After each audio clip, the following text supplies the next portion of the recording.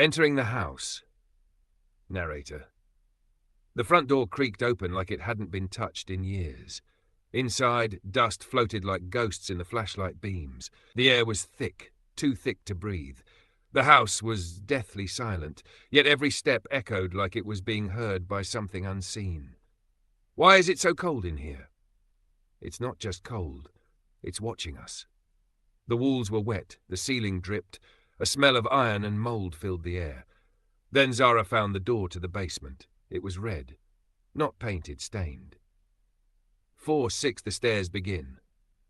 The basement door moaned as it opened, revealing a steep staircase descending into pitch black. We count together every step. Samir led the way. 1, 2, 3. With each step, the darkness swallowed them. The walls narrowed. The air turned thick and metallic. Why does it feel like we're going underground? We are. The 9th step, then the 10th. A deep breath echoed from below. Did you hear that? They froze. Then a wet, dragging sound rose from the bottom. 6th, the 13th step. Step 11, step 12. Then everything stopped. There was no step 13. It just... But behind them, where there should have been 12 steps, was only a wall. The staircase had vanished. In front of them now was a single stone step, freshly wet with blood. Samir stepped on it, and was instantly pulled down. A scream, a blur. Gone, gone. The others screamed, rushing to the blood-soaked step, but there was nothing. No Samir, no floor, just cold stone and echoes. He was right here. He was just...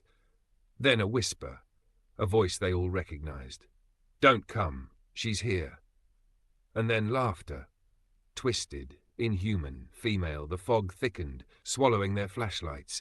They were no longer in a basement, they were in a room. Black walls, one mirror, and a figure in red.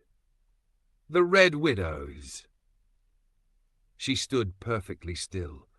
A wedding dress soaked in blood, a torn red veil over her face. She raised her hand and Zara, Huddy and Nida dropped to their knees, choking. The Red Widow had no eyes. Her mouth was sewn shut, but she spoke in their minds. 1 must stay. 3 may leave. Choose. You want a sacrifice. The widow didn't move, but the mirror cracked. Inside the reflection, they saw Samir, tied, eyes missing, still alive. 12-14, the bargain. Zara stood. Let them go. I'll stay. The widow's sewn lips curled into a smile. A door appeared behind them, stone and black iron. Zara, no! Don't! Someone has to pay. I started this. She stepped forward. The widow took her hand. Instantly, Zara's eyes turned black, her face twisted. She whispered without moving her lips. If they came out at all. Zara laughed nervously. 13 steps down the basement. Count each one. If you reach the 13th, you'll see her. Who? The one who waits in the dark. The front door creaked open like it hadn't been touched in years. Inside, dust floated like ghosts in the flashlight beams. The air was thick, too thick to breathe. They joked at first, something felt off. The walls were damp. The floor whispered under their steps. Why is it so cold in here? It's not just cold, it's watching.